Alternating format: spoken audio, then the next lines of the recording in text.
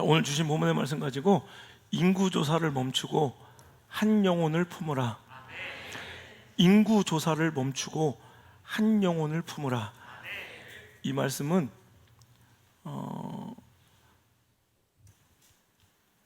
제가 먼저 하나님 앞에 드려야 될 말씀이고, 이 시대 조국 교회가 귀를 열고 반드시 드려야 될 말씀이고, 부딪히고 찔리고 아파도 우리 모든 성도들이 받아서 느끼고 깨지고 고치고 회개하여 회복해야 할 말씀인 줄 믿으시고, 다른 어떤 말씀들도 그랬지만 오늘 이 말씀만큼은 더 귀를 쫑긋 여시고 마음을 쏟아서 저와 함께 이 말씀에 집중해서 망하고 버려지는 하나님의 영광과 은혜의 촛대가 옮겨지는 교회가 아니라, 그런 심령이 아니라 하나님께서 끝까지 붙들어 주시는, 결국 하나님께서 붙들어 주시면 승리하는 거고 하나님께서 놓아버리면 끝나는 거예요.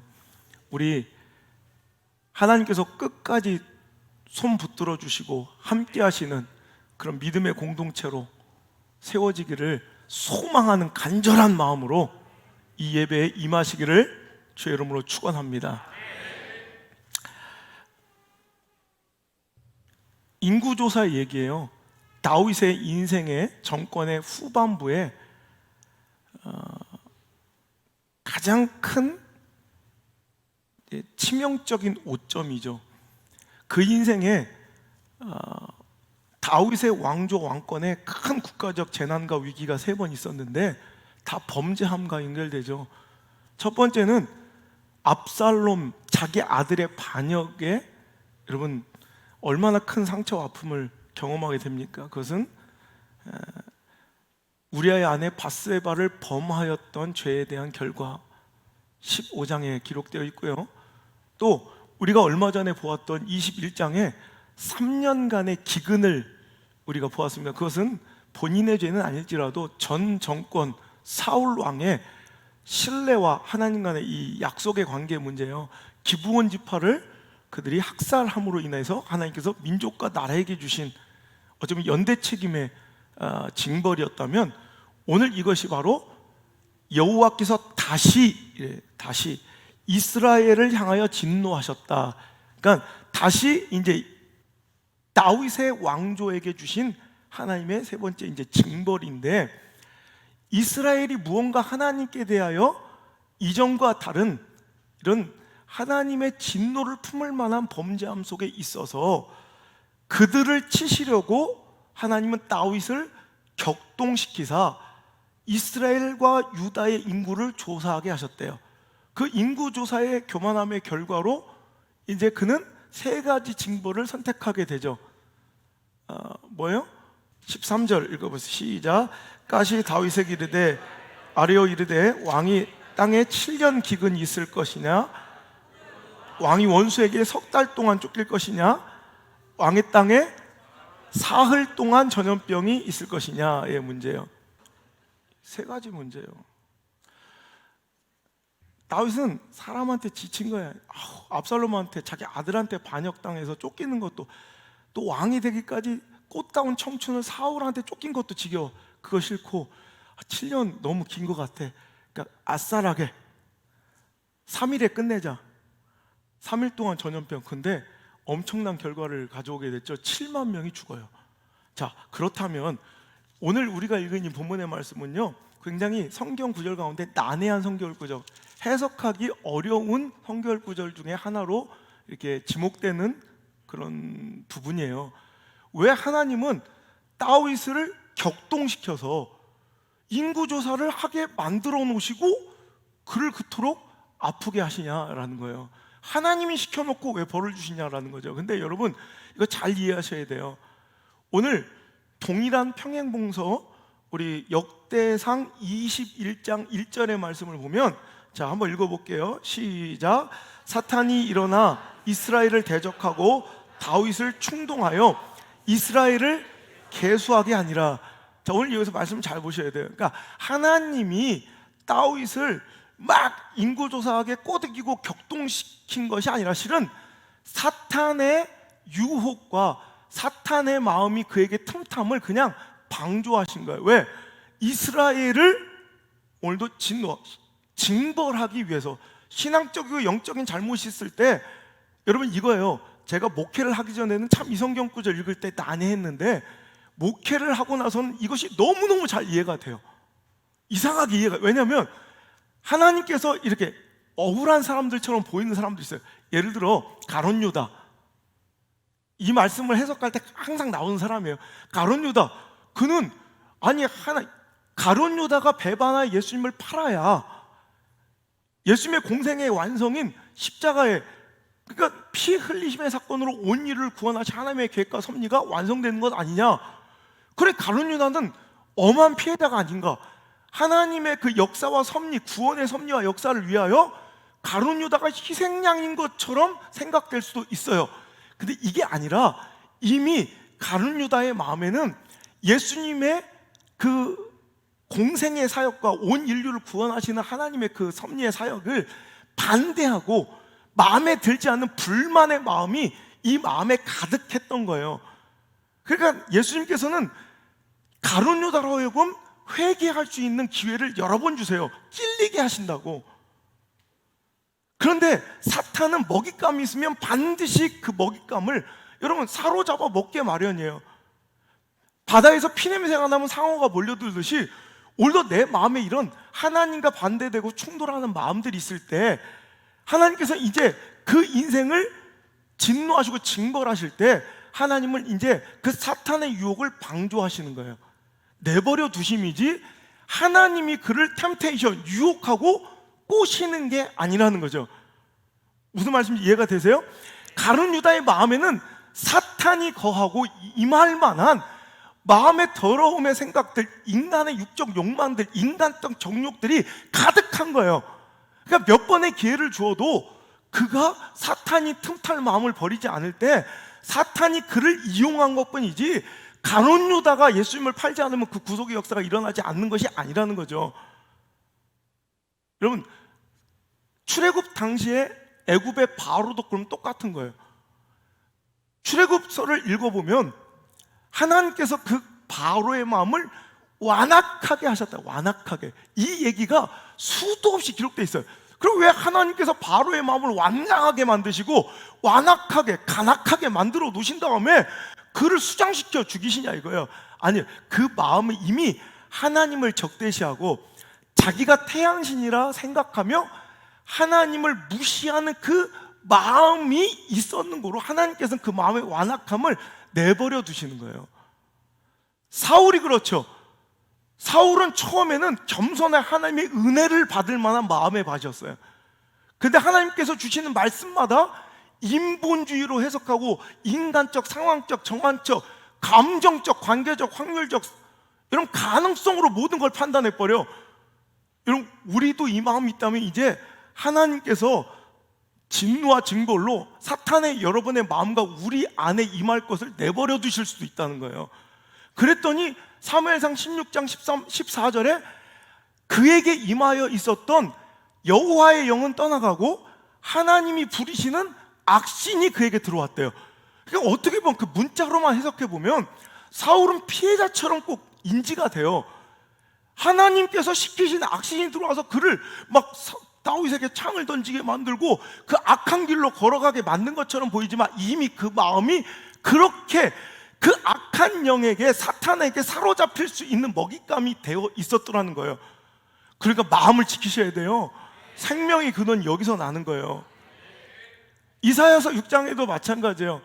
하나님께서 내가 누구를 보면 누가 우리를 위하여 갈고 했던 이사야가 내가 가겠습니다 그랬어요. 뭐요? 패망한 이스라엘. 이제 하나님의 심판의 칼날이 목전에 임하여 있는 하나님을 등 돌리고 배도하고 살아가며 이방신에게 절하고 우상을 숭배하며 살아가는 이제 망해야 되는 하나님의 심판이 도래한 이스라엘 백성에게 누구를 보낼까 했더니 이사야가 간대요. 그걸 우리가 생각할 때는 이사야가 말씀을 선포할 때마다 수많은 사람이 회개하고 돌이켜서 하나님께 돌아오는 게 사역이고 하나님의 뜻일 것 같지만 아니에요.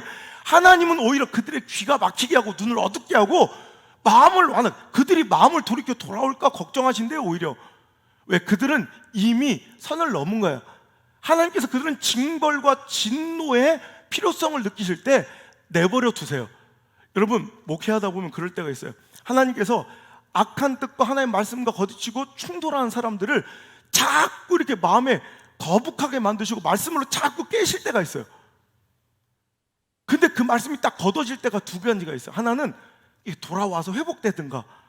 여러분 모르는 것 같죠? 다 알아요. 어떤 분이 저한테 물어보대. 목사님, 저 아무아무개가 목사님 이렇게 하고 막 다니는 거 알고 목사님 이렇게 하는 거 다 알아요.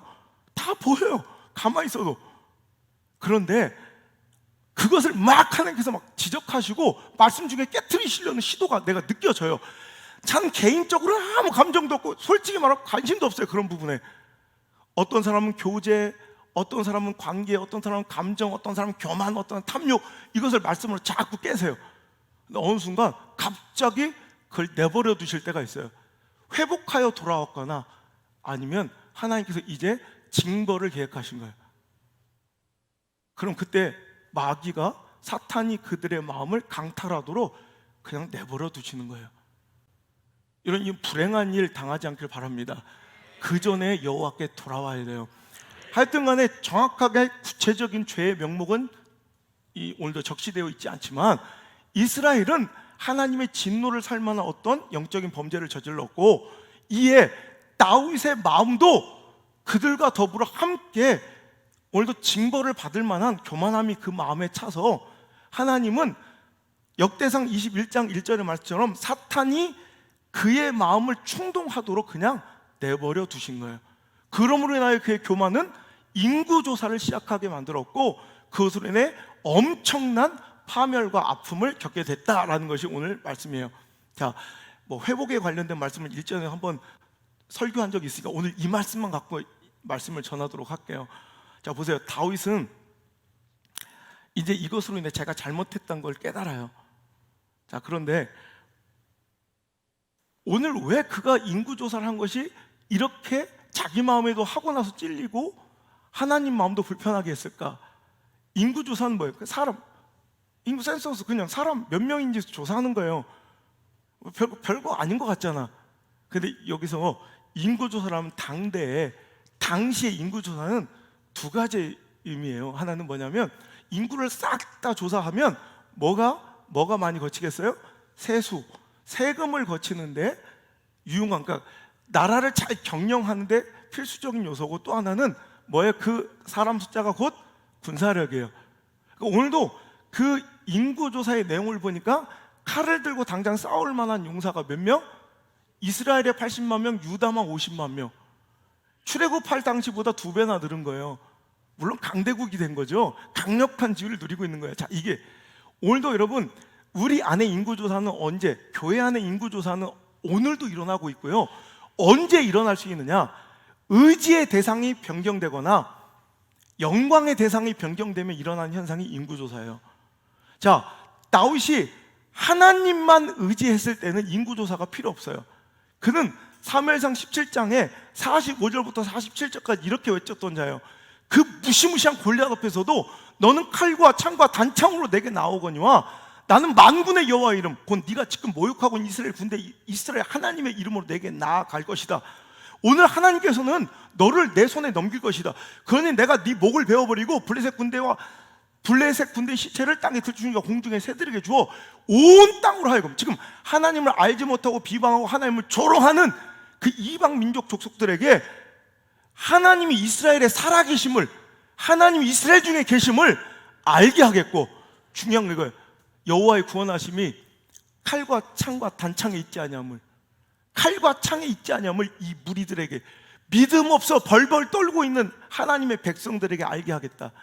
전쟁은 여호와께 속한 것인즉 그가 우리를 그들의 손에서 건져주실 것이야. 여러분, 이것이 바로 이스라엘 민족의 정신이에요.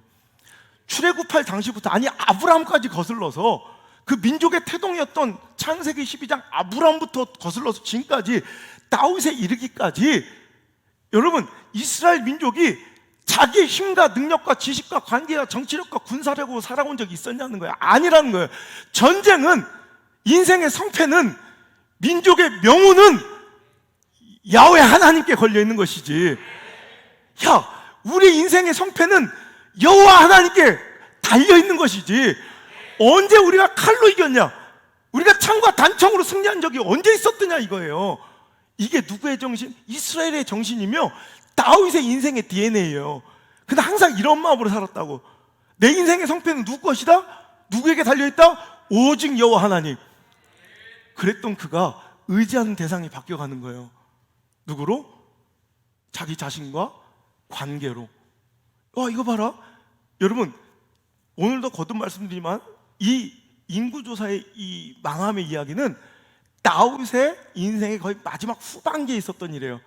인생을 되돌아보니까 그럴 법도 했던 인생이에요. 숱한 위기와 인생의 고난과 대적 원수들의 침략과 오늘도 충동질이 있었지만 그는 결코 넘어지지 않았어요.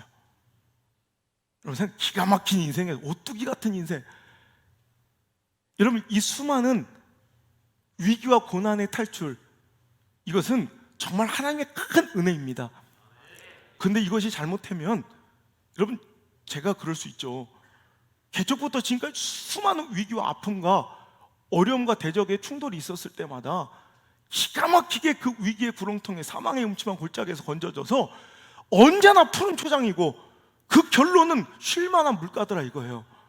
그랬더니 이것이, 여러분, 그 많은 하나님의 은혜로 귀결돼야 되는데, 야, 이때마다 이렇게 나를 지금까지 지켜주신 하나님의 은혜로 귀결되고 종결돼야 되는데, 이것이 까딱 잘못하면 내가 이런 사람이야, 나 절대 무너지지 않아, 나 안호성이야, 이렇게 될 수 있다는 거죠.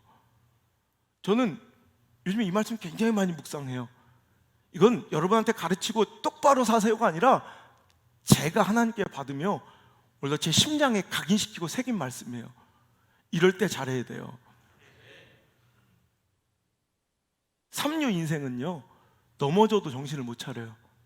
근데 이류 인생은 넘어지면 정신 차리고 돌아와요. 하지만 인류 인생은 잘 나갈 때 하나님을 기억하고 엎드릴 줄 알아요. 인류 인생 되시길 바랍니다. 제가 너무 감사하고 행복할 때는 두려워져요. 혹시 내가 이 잘됨과 행복과 강성함으로 인하여 교만해지거나 하나님의 은혜를 기억하고 귀결되어야 될 인생의 종점이, 내 사고의 종점, 사유의 종점이 혹시 나의 강성함이나 나의 잘남으로 오히려 귀결되고 변질되어 종결되지 않는가를 자꾸 점검해 봐야 된다는 거예요. 내가 이 수많은 위기와 아픔 속에서도 건짐을 받은 건 그만큼 쏟아져 내렸던, 부어주셨던 하나님의 은혜의 많음으로 기억돼야지 나의 잘남과 강성함이 되어서 안 돼요. 자, 그런데 사람은요, 뭔가 잘 되고 자꾸 뭔가 잘 풀리면, 또 나이가 들으면, 시간이 지나면, 우리 젊은 사람들한테는 너 명예를 버리고 뭐 권위를, 뭐 권력을 막 이런 설교할 필요도 없어. 쟤들은 그런 거 관심도 없어. 차라리 빵 한 조각 던져주면 좋아하지, 자리 뭐 이런 거. 근데 점점점 나이가 들어갈수록 이제 저는 이걸 조심하고 경계해야 돼요. 여러분, 이제 여러분 얘기는 좀 이따 할 거예요. 그러니까 걱정하지 마시고. 아, 이거 굉장한데? 아, 인생 멋진데? 저는 이번에 규장에서 책이 나오면서 더 조심하고 경계하겠다는 마음으로 이 말씀을 받은 거예요. 하나님께 이 말씀을 구한 거예요. 그래, 외치고 선포한 대로 말씀이 땅바닥에 떨어지지 않고 다 이루어지고 성취되면 모든 것이 하나님의 은혜예요. 어느 순간 이것이 혹시 나의 의지나 혹은 다른 것을 의존하려는 마음들이, 그리고 이것이 나의 잘남으로 혹시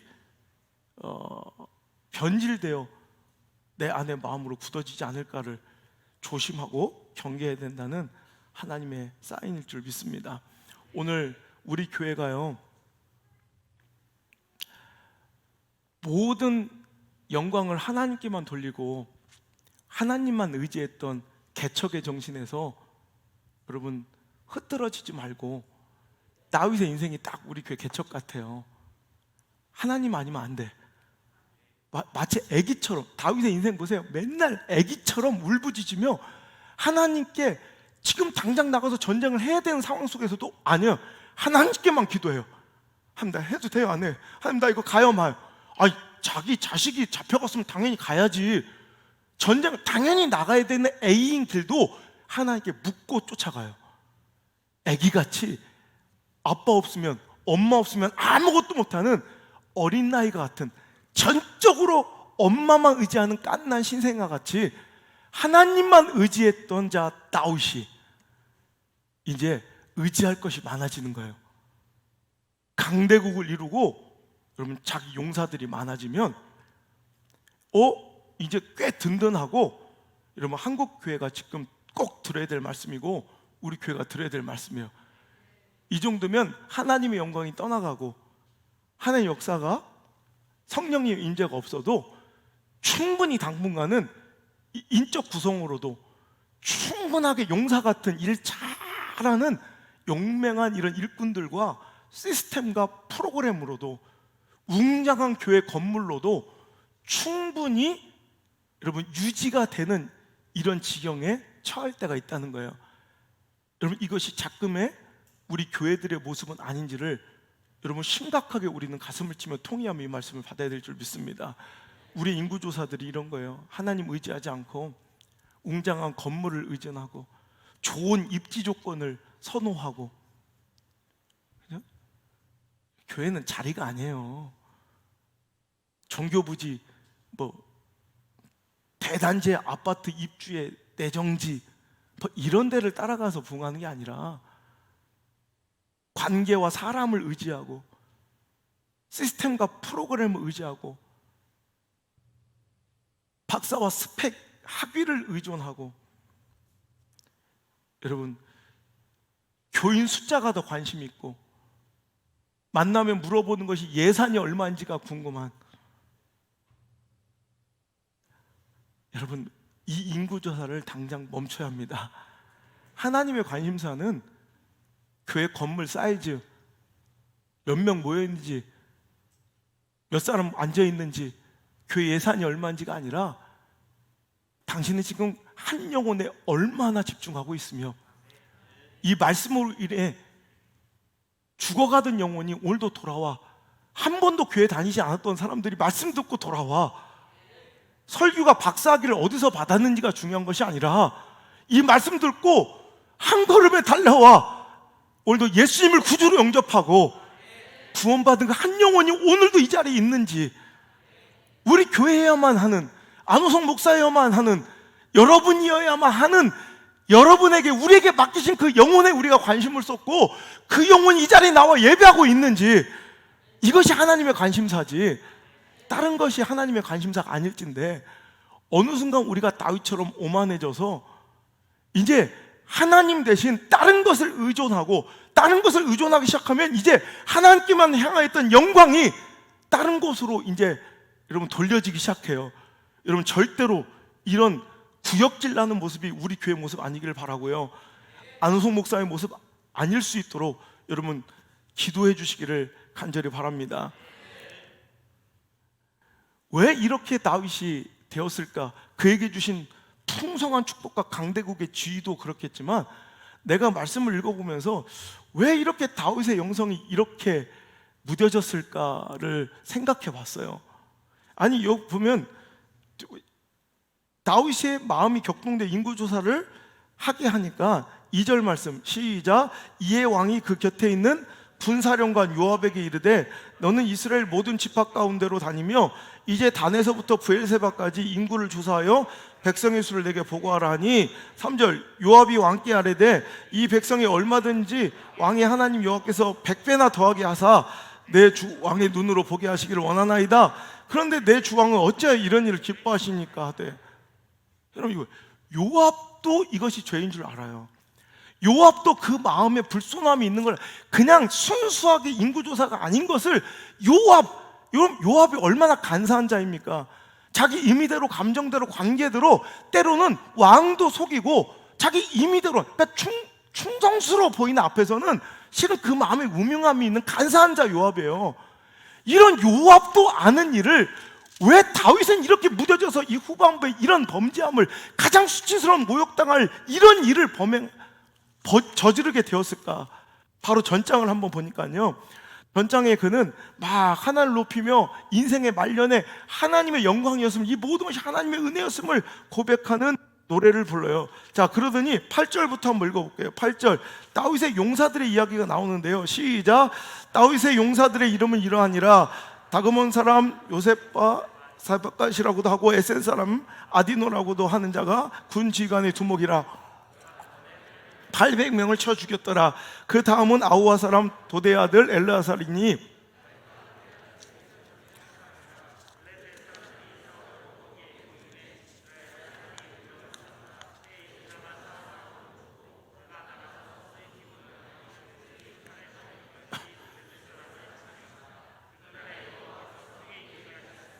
백성들은 돌아와 그의 뒤를 따라가며 노력할 뿐이었더라. 그 다음은 하랄 사람 아기의 아들 삼마라. 블레셋 사람들이 사기가 올라 거기 녹두나무 가득한 한쪽 밭에 모임에 백성들은 블레셋 사람들 앞에서 도망하되 블레셋 사람들을 친지라. 여호와께서 큰 구원을 이루시니라. 또 30두목 중 3사람이 곡식 뺄 때에 아둘람굴에 내려가 다윗에게 나아갔는데 때에 블레셋 사람의 한 무리가 르바임 골짜기에 진쳤더라. 그때 다윗은 산성에 있고 그때 블레셋 사람이 요새는 베들레헴에 있는지라.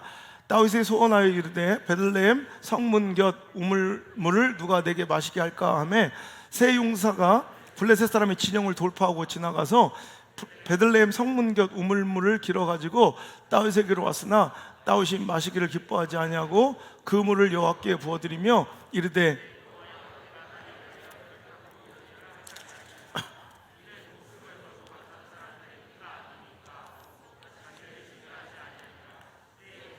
이런 일을 행하였더라. 아멘.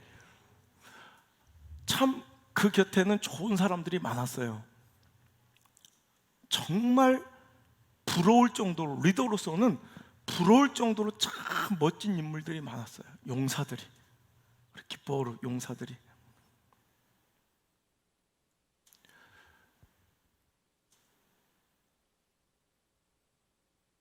참 오늘도 말씀 보면서 참 다윗은 멋지다, 참 좋겠다라는 생각이 리더로서 들을 때도 있어요. 멋진 장면, 여러분 생각나는 장면 없어요? 오늘 읽어보니까 삼국지 좋아하시는 분들은 아마 딱 떠올렸을 거예요. 유비가 조조군에 쫓겨 형주를 탈출하게 됩니다. 그때 가까스로 조조군대의 포위망을 뚫고 그 백성들을 데리고 유비는 도망쳤으나 조조군대의 포위 안에 자기 부인이 갇혀 있게 됐다는 사실을 뒤늦게 알게 돼요. 그러자 그의 충성스러웠던 부하였던 조자룡은 홀로 조조군대의 포위망을 뚫고 적진으로 혼자 들어가서 정말 신기에 가까운 그의 창검술로 유비의 아들이었던 유선, 아두라 불려지는 그 부인은 구하지 못했지만 그 아두를 보자기에 싸워서 그 적진을 뚫고 유비에게 데려와서 형님 죄송합니다, 제가 형수님은 구하지 못하고 이렇게 아들 유선을 살려왔습니다. 홀몸으로 적진 한복판 혼자 들어간 거예요.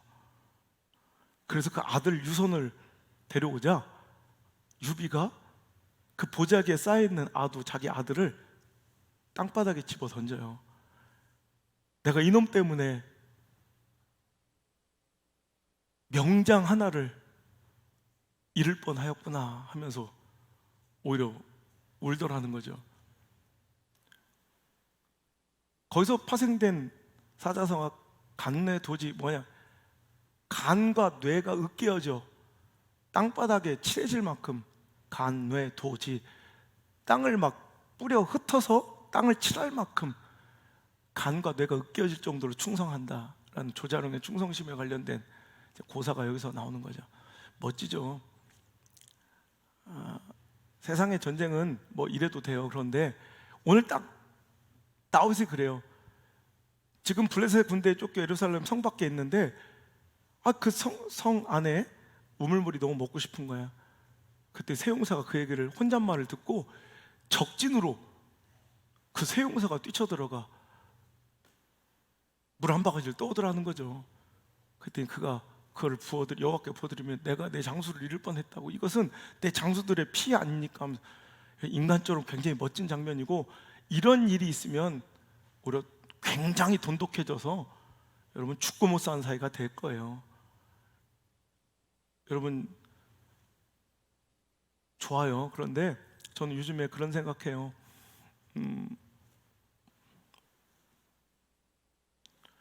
옛날에 좋아했던 이 삼국지, 이 이야기가 목사가 된 이후에는, 제가 옛날에는 목사가 되기 전에는, 목회하기 이전에는 전 이런 삶을 살았어요. 이게 너무 좋고 이게 멋지고 내가 추구하는 삶이었어요.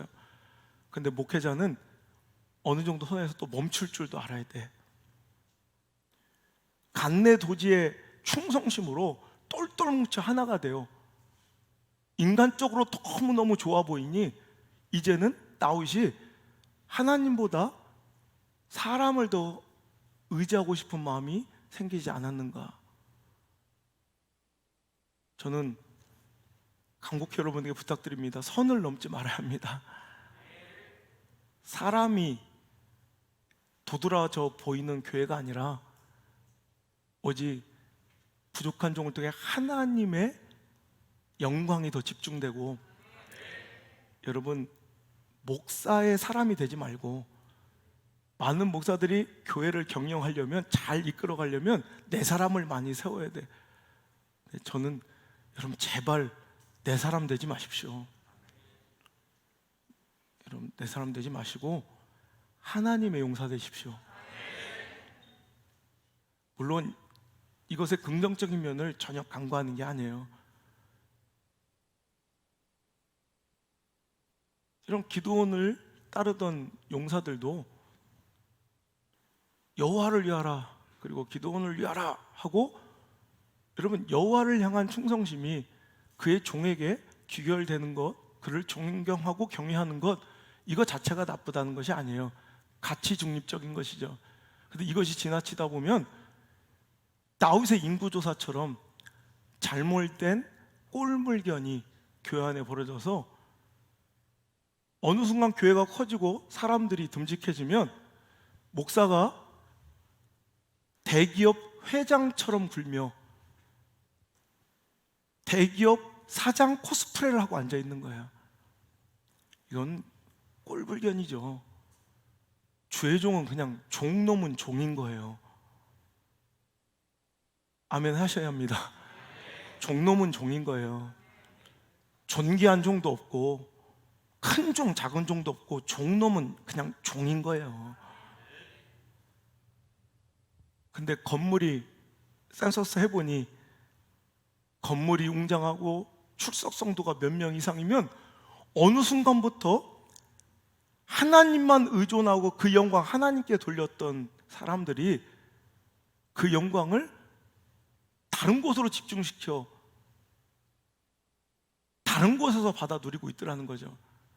제가 한 번은 한 큰 교회 집회 갔다가 짜증나서 그냥 재수없어서 내가 더 이상 못 있겠다고, 뭐 목사 하나 만나는 게 뭐 이렇게 힘들어. 방 하나를 들어갈 때 그 다음 방으로 또 들어가, 그 다음 방 들어갈 때 또 그 다음 방으로 또 들어가. 내가 차라리 트와이스 만나고 온다 그랬어요. 내가 좋아하는 트와이스를 만나는 게 훨씬 더 빠르겠더라고요. 이건 아니죠. 가끔씩 우리 교회 오신 분들이 감동해요. 지난주에도 보신 분들이 있을 거예요. 막 울면서 막 사진 찍고, 이게 막 그냥 울면서, 한 중학생은 자기 생일인데 자기 생일 선물로 안성 목사님 한번 만나보는 게 소원이라고 중학교 2학년짜리가 왔더라고. 막 울어. 기도 한번 받고 내가 선물 하나 해줬거든요. 어떤 분들은 와가지고 목사님 자기가 다니던 교회는 그 교회도 얼마 크지도 않은데 1년 동안 목사님 면담 한번 못 해봤는데 목사님 첫날부터 이렇게 만나서 이렇게 얘기해줘서 자기는 너무 감동해요. 그럼 이건 당연한 거예요, 당연한 거.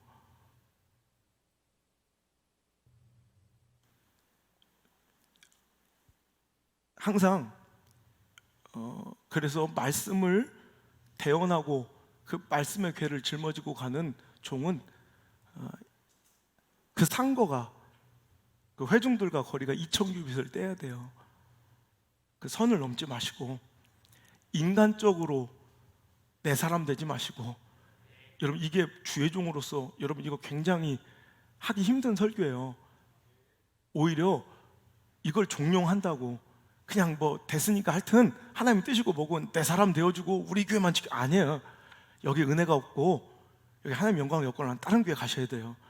그래야 제가 정신이라도 차리고 혹시라도 회복할 거 아닙니까? 이게 맞는 말 아닙니까? 그죠?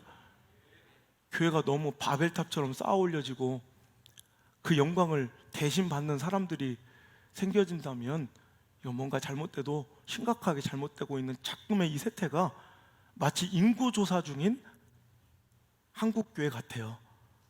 하나님의 관심사는 여러분 이런 인구조사가 아니에요. 얼마나 크냐, 네가 얼마나 잘났냐, 네가 얼마나 강력하고 강성하냐가 아니라 너 아직도 그 한 영혼 잘 품고 있니? 하나님 저에게 주신 말씀을 눈물로 받았거든요. 이 말씀을 저와 함께 여러분도 받으시길 바라요. 하물며 당신이냐 말이에요. 하물며 목사도 이런 마음으로 두려워하며 내 사람 만들지 않으려고 하는데 성도들 가운데 인구조사 중인 사람들이 있어요. 내가 고마워지면 안 되고 내 사람이 되면 안 돼요. 하나님께 귀결되고 하나님께 속한 자로 만드셔야죠. 그게 잘못되면 여기 아무리 수천 명 수만 명이 앉아있어도 이건 껍데기일 뿐이지 절대 교회가 아니에요. 여러분 그 교회의 본질을 찾고 관계 속에서도 마찬가지예요. 목사도 이렇게 두려워하고 여러분 이렇게 선을 지켜가면서 차라리 그게 안 지켜질 것 같으면 외롭게라도 살려고 하는 거예요. 여러분 너무 교회 안에서의 교제와 관계는 이렇듯 잘못하면 굉장히 많이 하나님을 바라보고 하나님을 만나야 될 사람들이 교회 안에서 나만 만나다 가게 되는 그런 정말 가장 큰 범죄를 교회 안에서 여러분 저지를 수 있으니 그 교제 가운데 조심하시고 뭐든지 우리 인덱스 핑거가 돼요. 이렇게 하면 누가 손가락 바라봅니까? 손가락이 가리키는 방향을 보지. 그래서 다 지금 저거 보잖아. 이걸 보는 사람이 없다고요. 우린 인덱스 핑거가 돼요. 오직 우리를 통해 하나님이 바라봐지는, 우리 교회를 통해 하나님이 바라봐지는 그런 인간적으로 남자들의 우정, 의리 멋있어요. 간내도지. 그런데 여러분 이건 같이 물론 그런 것들이 없어지고 막 양아치처럼 살라는 얘기가 아니라 여러분 이거 여러분 화투는 좋은 거예요, 안 좋은 거예요? 화투장 좋은 거예요, 안 좋은 거예요? 안 좋은 거죠. 근데 이거 화투는 그 용도에 따라 제가 항상 가치 중립적이라는 얘기를 하는 거예요. 화투장은 그게 노름과 도박으로 사용되는 도구니 안 좋은 거예요. 하지만 이 화투장을 이 아름다운 성전에 수평을 맞추는 도구로 지금 이 밑에 화투장이 200장 넘게 깔려 있어요. 난 강단에 화투장이 이렇게 많이 깔려 있는 강대상은 처음 봤어요. 여러분 안 보여서 그렇지 이 밑에 수평 다 이거 화투장으로 맞춘 겁니다. 화투장. 이 카드와 여러분 이 화투장이 쫙 깔려 있어요.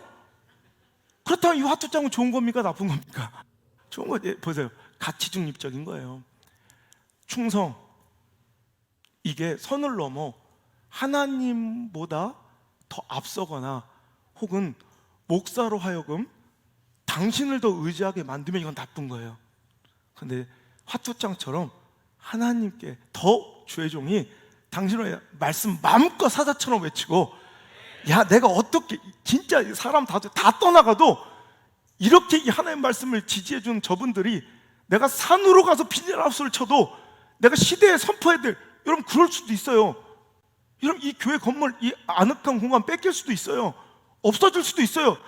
비닐하우스 치고 산속에서 내가 설교할 수도 있어요.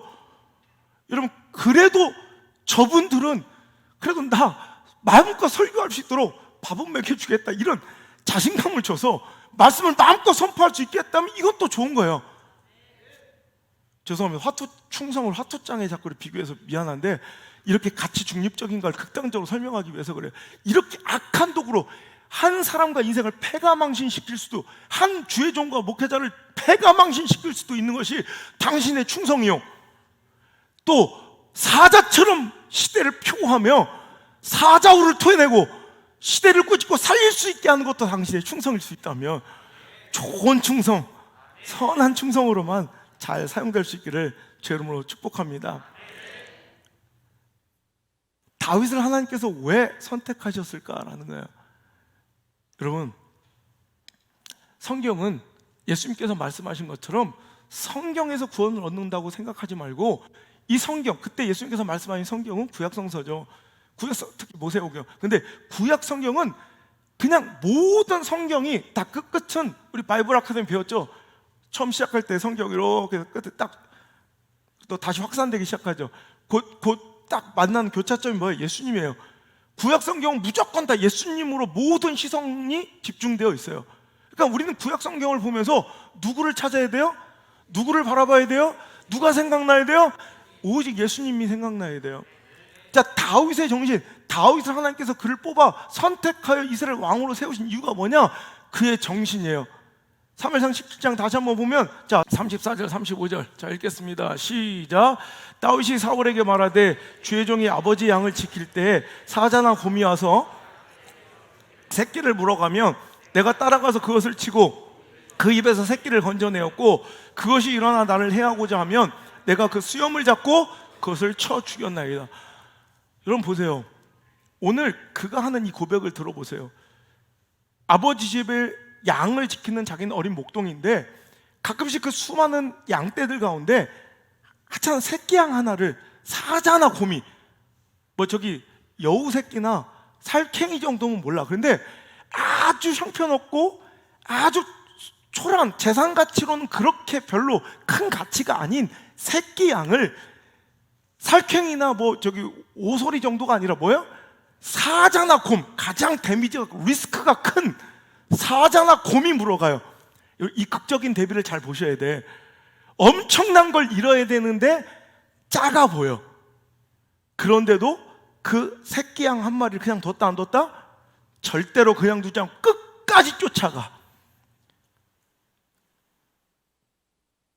그것들로부터 구출할 때 그 사자나 곰이 일어나 날 해하려고 하면 그 수염을 잡고 입을 찢어서라도 그 새끼 양을 건져내었던 다윗이에요.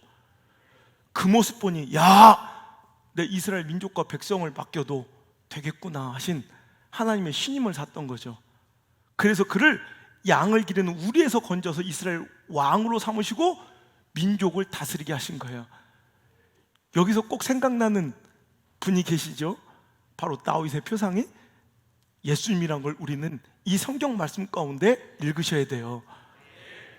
똑같은, 여러분, 예수님의 마인드, 예수님의 심장, 우리 주님의 심장이 바로 이런 주님의 DNA예요. 이게 누가복음 15장에 바리새인과 서기관들이, 여러분, 죄인들과 이런 세리들과 함께 식사하시는 예수님을 보고 비난하고 힐난하기 시작하자 예수님께서 이제 그들을 징책하시며 하신 말씀이에요.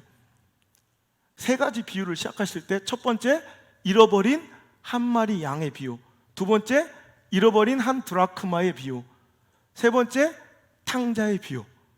이게 한 세트예요. 그래서 장자들아 잘 들어라. 장자 같은 바리새인과 서기관들아, 이것이 내 마음이고 이것이 진정한 교회고 이것이 신앙의 진수야라고 예수님께서 말씀하신 거예요. 그때 한 마리 양의 비유, 오늘도 그들을 징책하시며 하신, 책망하시며 하신 말씀. 자, 누가복음 15장 1절부터 읽어볼게요. 시작. 모든 세리와 죄인들이 말씀을 들으러 가까이 나오니 바리새인과 서기관들이 수군거려 이르되 이 사람이 죄인을 영접하고 음식을 같이 먹는다 하더라. 예수께서 그들에게 이 비유로 이르시되 너희 중에 어떤 사람이 양 100마리가 있는데 그 중에 하나를 잃으면 99마리를 들에 두고 그 잃은 것을 찾아내지 아니겠느냐. 또 찾아낸 즉 즐거웠게 메고 집에 와서 그 벗과 이웃을 불러 모으고 말하되 나와 함께 즐기자. 나의 잃은 양을. 아멘. 이게 예수님의 마인드예요. 꼭 닮은 사람이 다윗이에요. 여러분 보세요. 경제관념은 빵점이에요. 경제관념은, 경영 능력은 빵점이에요. 예수님은 이 양 한 마리 잃어버리면 99마리를 지키는, 여러분 이것을 통해서 대의를 위해서 소수를 희생하고 이 99마리를 잘 경영하는 게, 이게 바로 경영 전략이에요. 근데 예수님은 경영 전략적 면에서는 빵점이에요. 그 99마리를 들에 두고도 잃어버린 한 마리 양을 찾아 끝까지 찾아 헤매시다가 그 양을 찾은 즉 기뻐하며 즐거워하시던, 이거 당연한 것 아니냐, 목자라면 당연하다는 거죠. 이게 바로 교회예요. 그러고 나서 뒤에 하신 말씀이 탕자의 비유예요. 물론 죄 많고 더러지 같은 삶을 살았던, 정말 네 가지가 없고 아버지의 배은망덕한 아들이에요. 그 돈을, 유산을 미리 아버지 죽기 전에 어차피 줄 유산 나한테 땡겨달라고, 이러면 이게 인간입니까? 그거 땡겨받아서 거룩하고 복된 일에 사용한 것도 아니라 화랑방탕 다 사용하다 거지돼요. 여러분 이방인들, 유대인들 입장에서는 정말 끔찍한 일, 돼지 새끼의 그 더러운 부정한 돼지 새끼들 가운데 있는 것조차도 막 그들은 숨을 못 쉴 정도로 이거 막 엄청난 일이에요.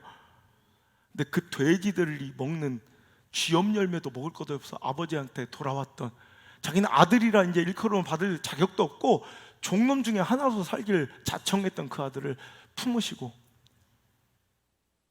신을 심쳐주시고 아름다운 옷을 입히시고 가락지를 끼워주시며, 오늘 그를 정말 융숭하게 여러분 송아지를 잡아 대접하는, 여러분 그 멋진 모습, 그 모습이 바로 여러분 하나님께서 우리 교회에게 바라시는 모습인 줄 믿으시면 아멘. 그런데 어느 순간 우리가 인구조사하고 싶은 욕망이 생길 때가 있어요. 몇 명? 몇 평? 예산 몇 억? 그것이 교회의 본질이 아니라는 거예요. 제가 참 실망스러운 일은, 제가 많은 분들 만나요.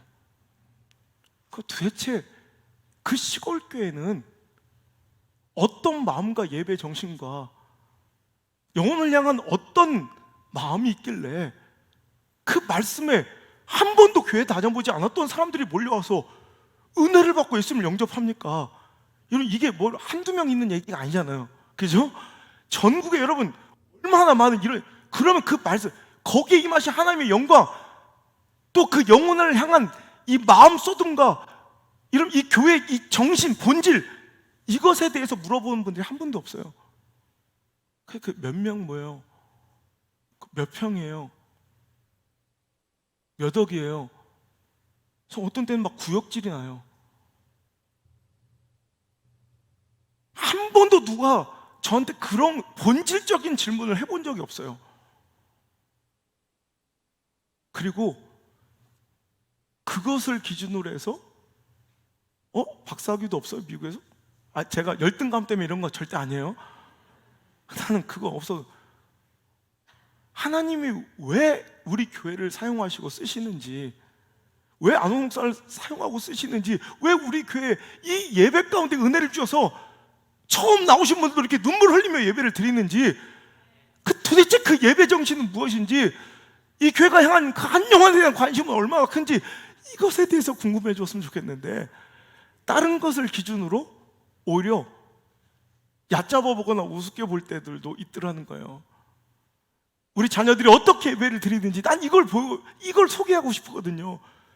우리 성도들이 어떤 마음으로 이렇게 모여 예배하고 어떤 정신으로 하나님을 따르고 있는지 이걸 보여주고 싶거든요. 아무도 궁금해하지 않아요. 지금 우리의 관심은 인구조사가 아닌가. 이제 인구조사를 멈추고 다윗에게 하나님 기대하셨던 그 한 마리 잃어버린 새끼 양을 향해 질주하고 달려가 사자와 곰과 같은 시대와도 싸웠던 그 교회의 모습이 오늘 시간 회복되길 주의 이름으로 축원합니다. 여러분, 개척 초기에 아무도 거들떠보지 않았던 그 어린 아이들, 여기 그 어린 아이들이 벌써 성인이 돼 있어요. 5살짜리, 7살짜리 아이가 오늘 내가 갑자기 눈물이 나는 거야. 예배 전에 그때 한번 메이크업을 우리 지원이가 이렇게 해주는데 눈을 감고 있잖아. 메이크업 하니까 아 그래요 저 메이크업 해요. 하도 시커멓게 나와서 예. 또 이것도 비난하는 사람이 있어요. 꼭. 오늘도 받았어요.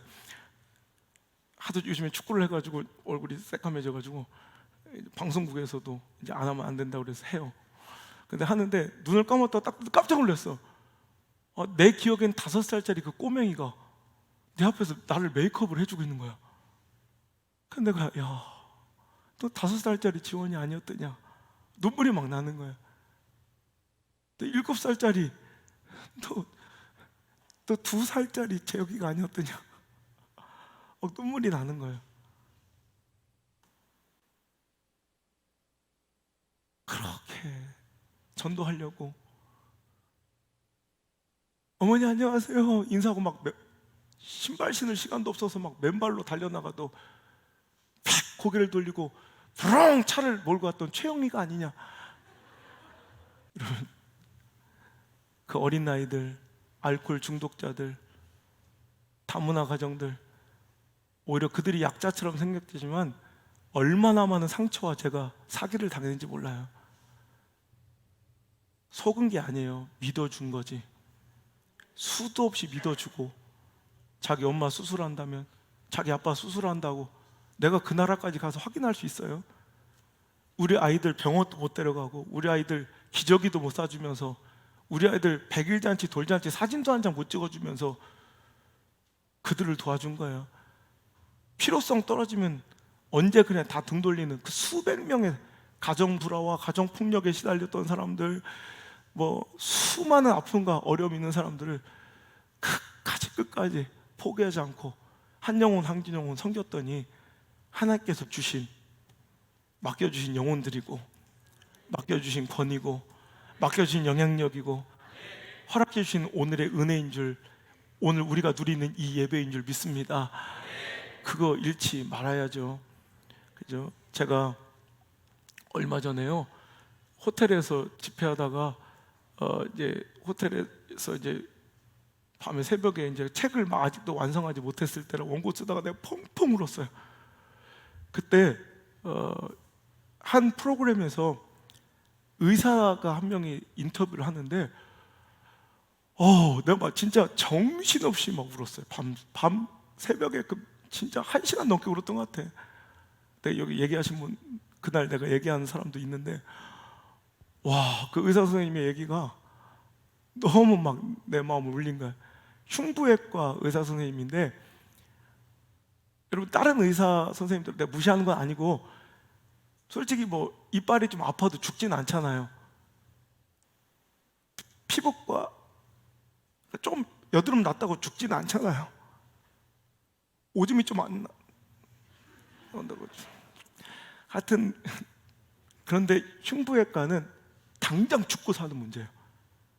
혈관이 터지거나 막 그걸 빨리 대동을 연결하지 않으면 이거는 다른 병원 가면 이게 죽는 거예요. 그러니까 솔직히 다른 과들은 다른 병원 가도 살 수 있고 뭐 별로 살아가는데 지장이 그렇게 크게는 없을 수 있어요. 하지만 흉부외과는 죽고 사는 문제로 항상 환자들을 만나게 되는 거예요. 그래서 흉부외과는 지원자가 잘 없답니다. 그렇죠? 지원자가 잘 없어서 다른 과들은 막 혼나고 막 매섭고 선배 규율이 굉장히 강한데 흉부외과는 안 오니까 엄청나게 막 대접을 해주면서 막 이렇게 후배들을 모집해야 된대요. 자기가 흉부외과로 지원을 해서 초창기 때 그렇게 울었답니다. 그 이유인즉슨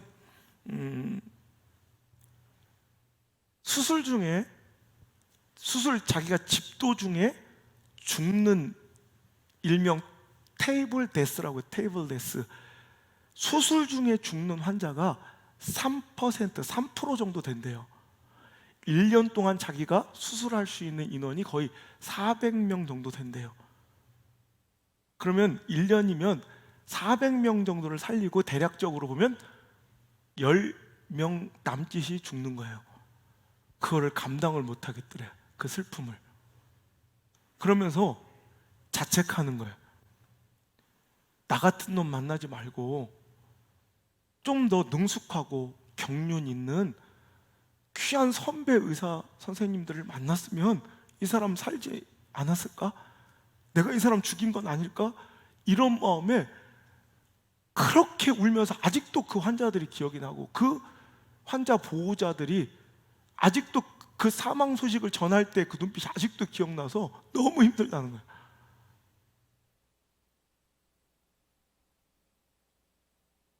제가 개척 때 딱 제 마음이었어요. 너무 울었어요.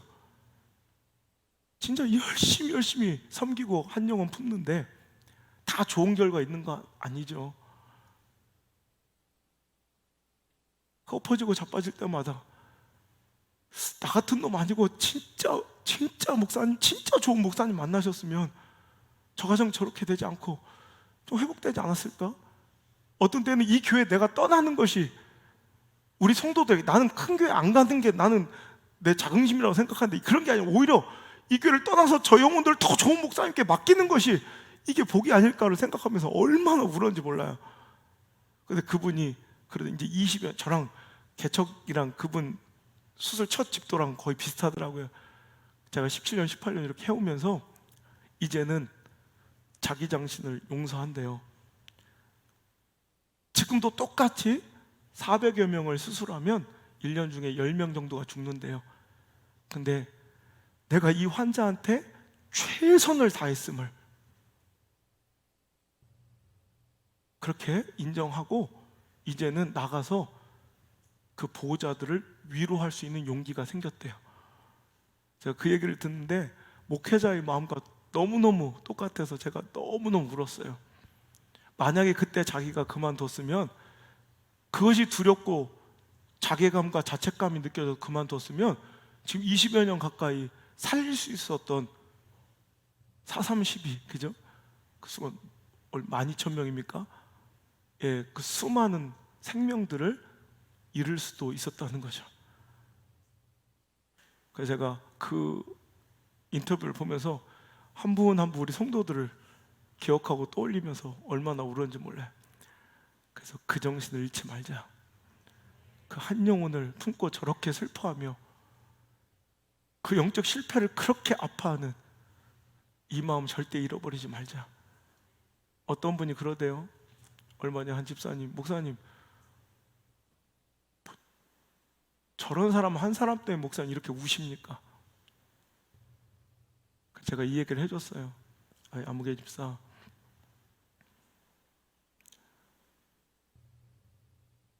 나는 어찌 보면 흉부외과 의사 같아. 저 사람이 이 병원을 나를 신뢰하지 못하고 가서 더 잘 될 게 보이고 살아날 게 보이면 너무 감사한데 그렇지 않은 모습을 내가 알고 또 계속 보게 되니까 또 그렇게 목도하고 소식을 들려오니까 너무 가슴이 아픈 거예요. 죽고 싶을 만큼 아파요. 아직도 살리고 싶어서. 이 마음 잊지 않을 때 하나님께서는 우리에게 또 다른 영혼을 살릴 수 있는 기회를 우리 교회에게 계속 허락해 주실 줄 믿습니다. 한 영혼 아무것도 아닌 것 같지만 그 영혼을 통해서 이루어질 하나님께 세우신 계획과 하나님 나라는 위대하고 우리가 상상도 못할 정도의 수준임을 우리는 꼭 기억하시길 바랍니다.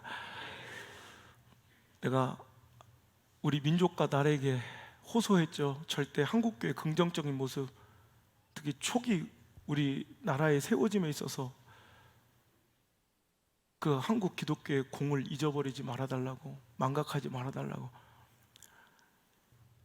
당시에 모든 고아들과 복지, 의료, 학교는 선교사님들과 한국 교회가 아니었으면 그 나라가 한 게 아니거든요. 교회가 했거든요. 여러분 아세요? 우리 김구만 임시정부의 그죠? 총독으로 우리가 잘 알고 있지만 그 부주석이었던 김규식이라고 혹시 아세요? 우사 김규식이라는 분은요, 제가 우리 리더십 캠프 우리 청소년들 서울 캠프를 가면 제가 우리 청소년들 내가 거기 다 데리고 갈 거예요. 그래서 역사 탐방 할 건데, 원래 동네 부사 종사관이었던 양반집 그럼 자제예요. 근데 그 아버지 동네 부사가 여기 부산이에요. 부산의 종사관이었던 굉장히 지체 높은 양반집 아들이었는데, 상수 한번 잘못 올렸다가 이게 미운털이 박혀가지고 정치적 이유로 귀양을 가게 돼요. 그래가지고 아버지를 이렇게 잃어버리게 되고 엄마도 죽어버리는 바람에 천혜의 고아가 되죠. 삼촌들이 맡았지만 그 아이를 그 어려운 시절에 돌볼 의지나 힘이 없었던 삼촌들은 선교사님들이 세운 최초의 고아원이었던 이런 예수학당, 예수원에 갖다 맡기지만 거기는 하도 많으니까 8살 미만은 받을 수가 없어요. 8살 이상만 받는 규율이 있어서 돌려보낸 거예요. 잘 아시는 언더우드 선교사님이 그 5살짜리, 4살짜리 꼬맹이 다 죽어가든 다시 돌아가는 그 아이가 잊혀지지 않는 거예요. 그래서 안 되겠다 싶어서 분유와 약을 지어가지고 강원도까지 가요. 그 김주식이 그때 살고 있었던 데가. 고아처럼 이제 영양식조로 그리고 죽어가는 그 아이를 삼촌들이 그냥 병풍 뒤에 그냥 눕혀놓고 거의 죽을 때를 기다리는 그 정도의 수준의 그냥 버려진 아이. 언더우드 선교사님이 연 순간 그 5살짜리 꼬맹이가 배고픔에 울부짖으며 벽지를 뜯어서 먹고 있더래요. 벽지를. 거기서 가슴이 막 너무 아팠던 언더우드 선교사님이 그 아이를 막 안고 엉엉 울면서 내가 미안하다. 다른 사람들은 쟤 이제 곧 죽을 거니까 그냥 두라고 하는 걸 그 아이를 품고 와서 자기 아들로, 양자로 입양을 시켜요. 굶어 죽어가던 벽지를 뜯어먹던 김규식 5살짜리 그 고아는 언더우드의 아들이 돼요. 그의 도움으로 그는 고아원이자 학교였던 최초의 우리나라 예수학당 경신한 학교에 입학해서 공부를 하게 되고요. 또 언더우드의 도움으로 미국으로 건너가서 1989년 버지니아의 로녹 대학에 입학하게 되고요. 또 유명한 프리스턴 대학에 또 들어가서 석사까지, 영문학 석사를 받게 되고, 그의 인재, 그의 영재, 완전 천재예요. 졸업할 때도 전체에서 3등으로 졸업을 했대요. 그리고 여러분 놀라면 깜짝 놀랄 텐데 언어 천재, 무려 9개 국어를 그냥 대충 이렇게 여기서 맞아 9개 합치면 돼, 맞아 있지 또, 그죠? 그런 거 말고 진짜로 한국어는 기본이고요. 영어, 중국어, 일본, 러시아, 프랑스어, 불어, 그리고 그 라틴어, 그리스어, 라틴어, 거기다가 또 산스크리트어라고 인도의 아주 고대 언어 있죠. 그것까지 9개 국어를. 그러니까 거기서 이제 그 천재성을 보고 박사학위를 권유하지만 우리나라의 독립운동을 위해서 그가 그냥 기욱하게 되고, 우리 아실 거예요 학생들. 1918년 1차 세계대전 끝나고 파리 강화 조약 알죠? 파리 강화 조약, 전 세계의 대표들이 모여가지고 다시는 이런 세계적인 전쟁을 없애야 된다는 그 막 천명할 때, 여러분 그 국제사회 무대에 처음으로 우리나라 대표로 1918년에 김규식이 가서 능숙하게 연설을 하고, 그 민족 자결주의 알죠? 그래서 그 이듬해인 1919년 뭐예요? 3.1 운동의 기점이 되었다고 역사적으로 평가받는 인물이 바로 이 김규식이 된 거예요. 그래서 그가 중국 임시정부의 부주석을 임명이 되었고요. 안창호도 그 경신학교 길거리에 구아갔던 데려다가 세운 인물이고, 여운형 같은 경우에는 언더우드 선교사님이 그를 중국으로 또 유학 보내 민족의 지도자가 된 거예요. 다 여러분, 사람 세워야 돼요.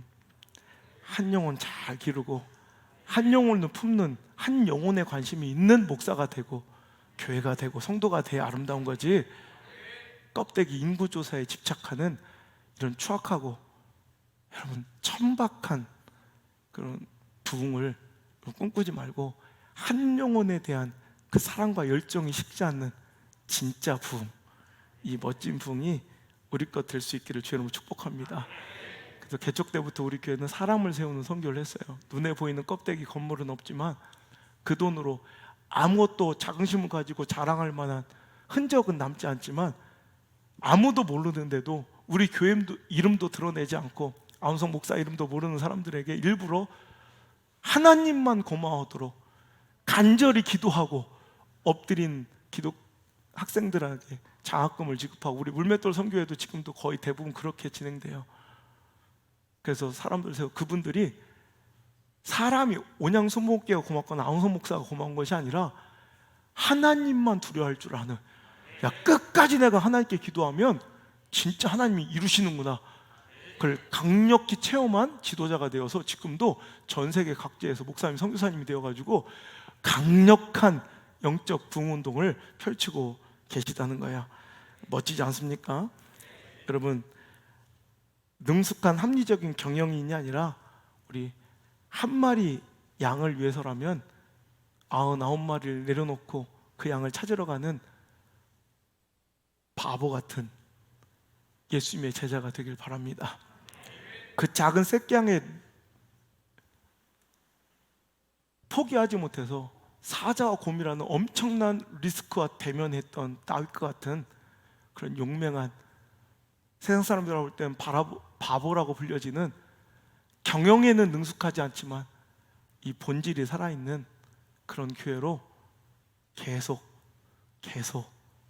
keep going, 끊임없이 전진할 수 있길 바랍니다.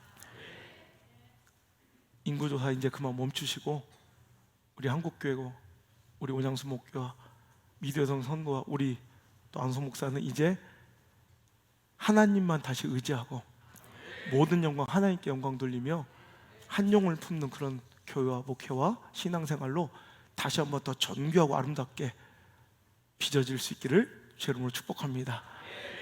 우리 그 꿈을 가지고 찬양하며 예배를 마치겠습니다. 큰 꿈이 아니라 이 멋진 한 꿈을 우리 같이 꾸는 우리 성도들 되시길 바랍니다.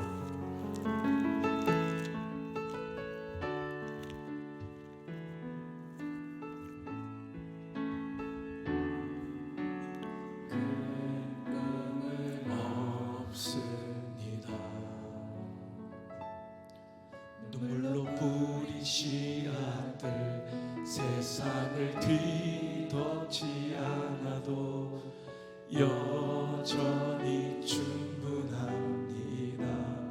큰 꿈은 없습니다.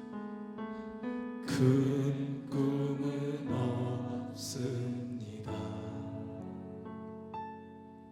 맡겨주신 영혼들, 그들을 사랑하고 섬기면 그것만으로 난 충분합니다. 그래도 한 꿈은 있습니다. 생명의 말씀을 안고 푸른 들판을 사는 이들, 그 안에 꿈을 봅니다.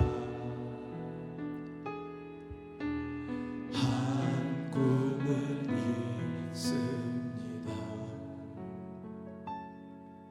하늘 보좌 버리고 낮아져 이 땅에 오신 주님, 주님만이 나의 꿈이십니다. 주님만이 내 사랑입니다.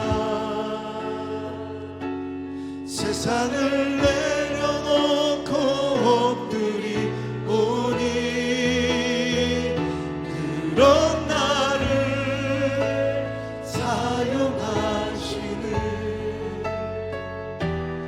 주님만이 나의 꿈이십니다.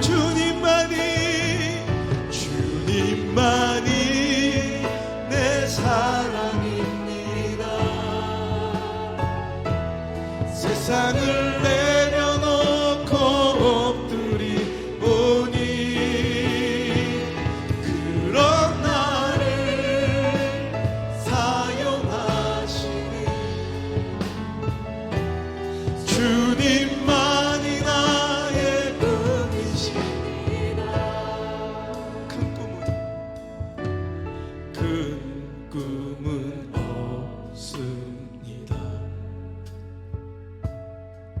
눈물로 뿌린 씨앗들 세상을 뒤덮지 않아도 여전히 충분합니다.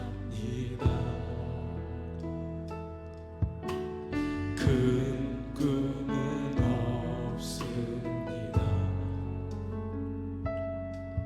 맡겨주신 영혼을 그들을 사랑하고 섬기면 난 충분합니다.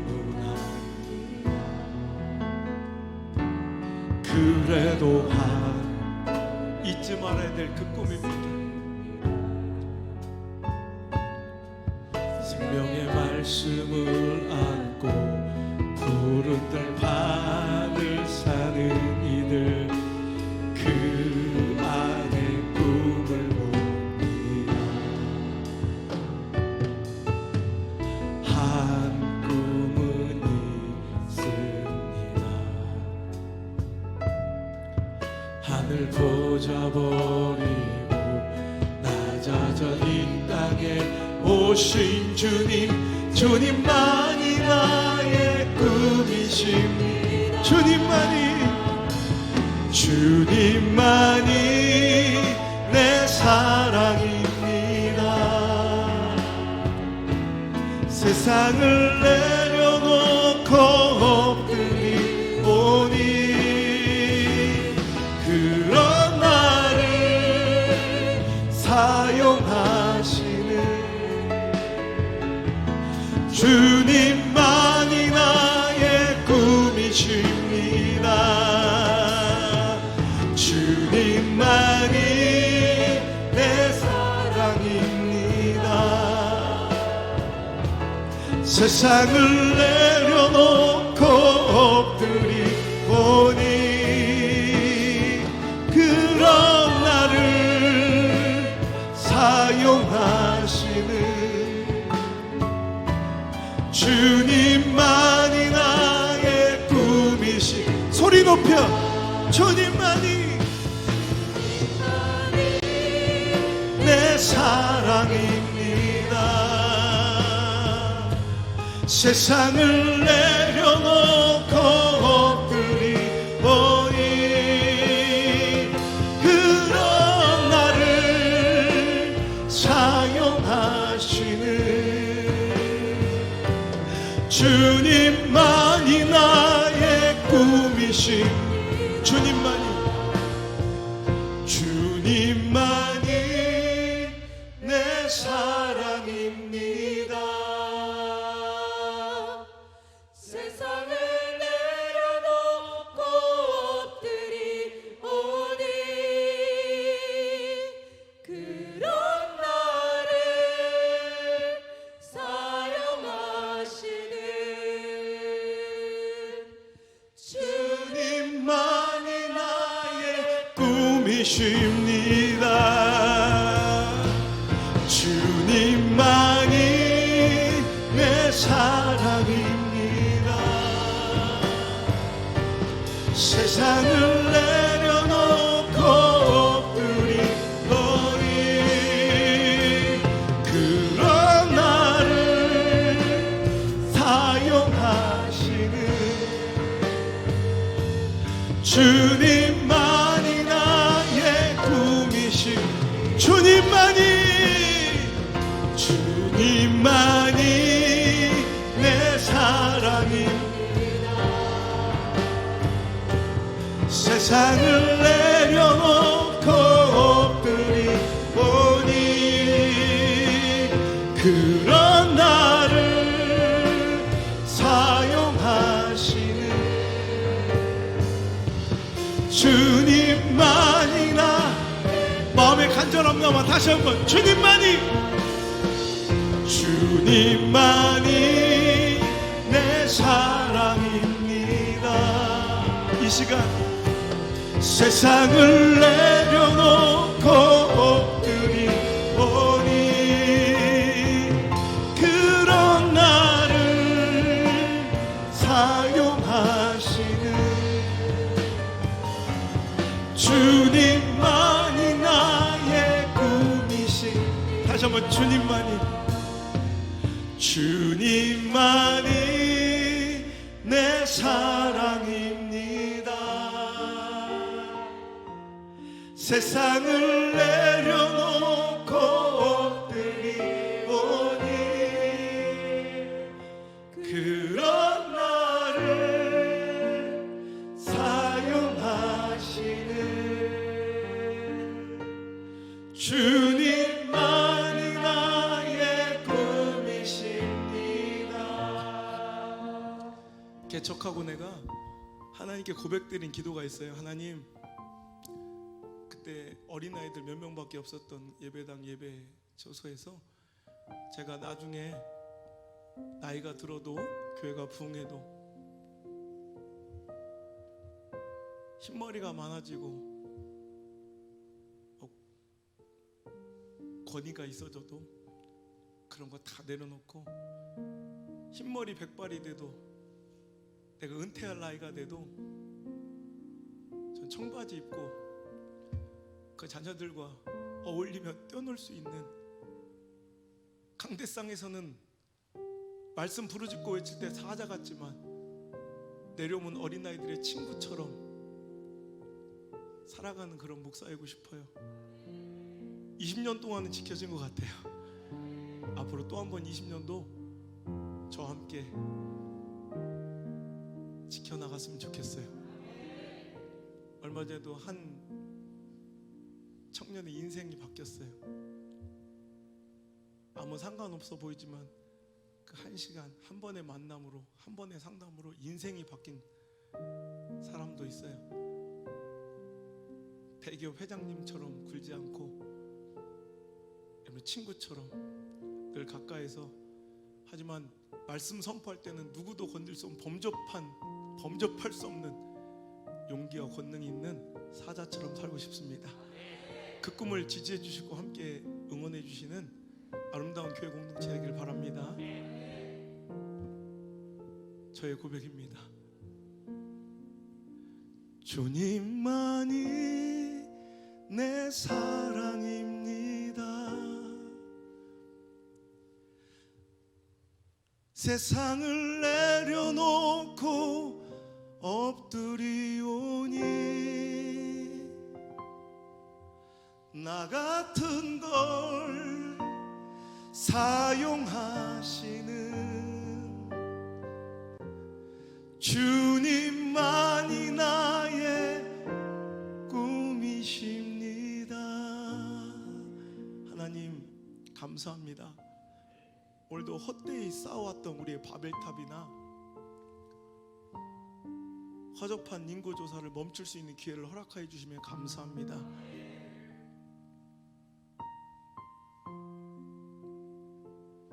의지하는 대상과 영광의 대상이 바뀌지 않게 하시고 주님 오실 때까지 숨 거두며 천국 가는 그날까지 하나님만 의지하고 하나님께만 영광 돌리는 아름다운 믿음의 공동체가 될 수 있도록 주님 붙들어 주세요. 갖가지 고비와 은혜로부터, 위기로부터, 고난과 저항과 비난과 충돌로부터 지켜주신 그 한없는 은혜, 오히려 다윗은 독이 되어 실수하였던 것처럼 우리도 실수하지 않게 하시려고 이 말씀을 오늘 우리에게 주신 줄 믿습니다. 내가 잘나서가 아니라 하나님의 은혜임을 더 또렷이 기억하는 그런 시간 될 수 있도록 인도하여 주시옵소서. 끝이 아름답고 향기 나는 인생으로 빚어 주옵소서. 그 충성과 섬김의 대상이 사람에서 그치지 않게 하시고 하나님께로 이어질 수 있도록 주님 인도하여 주옵소서. 이제는 그 한 마리의 양을 포기하지 못하신 우리 구주 예수님의 은혜와 이 더럽고 추악한 죄인 하나를 살리시려고 독생자 아들의 심장을 갈기갈기 찢어 십자가에 뿌리신 우리 아빠 아버지 하나님의 사랑과 오늘도 우리가 가야 될 그 길을 분명하고 선명하게 가르쳐 주시는 보혜사 성령님의 인도하심이 오늘 자리에 나와 인구조사가 아닌 한 영혼을 품으며 오늘도 예수님의 마음과 그 심장을 간직한 아름다운 교회 공동체로서의 또 다른 출발을 다짐한 사랑하는 성도들 머리 위에와 각자의 처지 환경에서 오늘 예배 함께하는 모든 성도들의 머리 위에 미디어 성전 모든 가족들과 교회들 위해 이제부터 떠나가지 마시고 1초도 떠나지 마시고 영원토록 함께 계실 지어다. 아멘.